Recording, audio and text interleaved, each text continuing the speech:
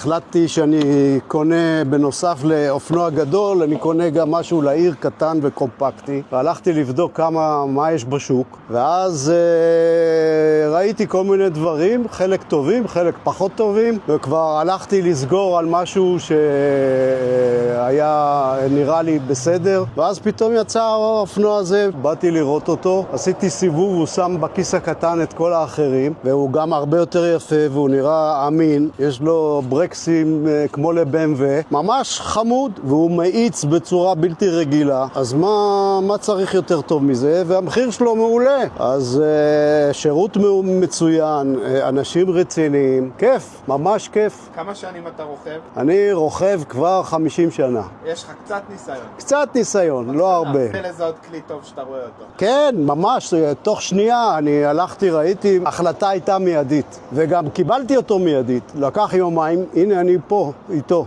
וזה כלי חשמלי ראשון שלך.